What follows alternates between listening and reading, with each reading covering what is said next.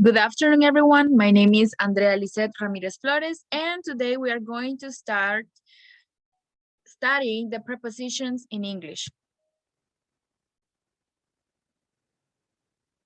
First of all, let's see some of the prepositions uses. We commonly use prepositions to show a relationship in space or time, or a logical relationship between two or more people, places, or things. Prepositions are most commonly followed by a noun phrase or pronoun. For example, the last time I saw him, he was walking down the road. Or it was difficult to sleep during the flight. Or maybe it was the worst storm since the 1980s. There are over 100 prepositions in English. The most common single word prepositions are about, above, across, after, against, among, around, beside, between, beyond, by, despite, down, during, except, near, of, on, opposite, out, outside, over, to, towards, underneath, until, without.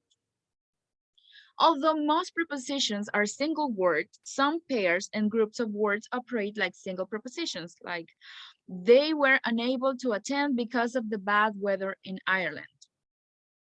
Or in addition to getting a large fine, both brothers were put in prison for 3 months.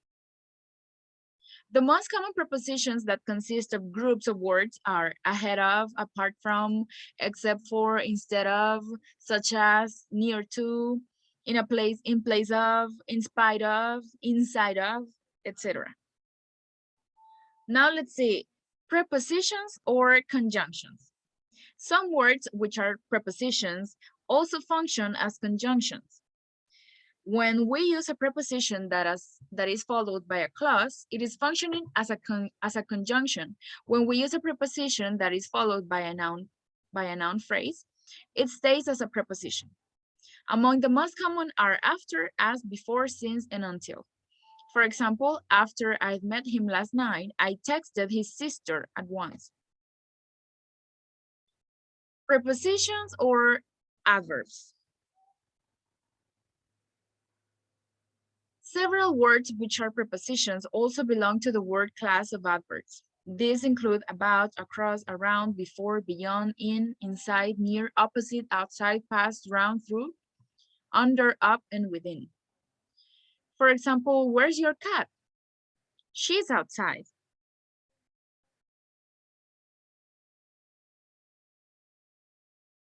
Now let's see prepositions and adjectives.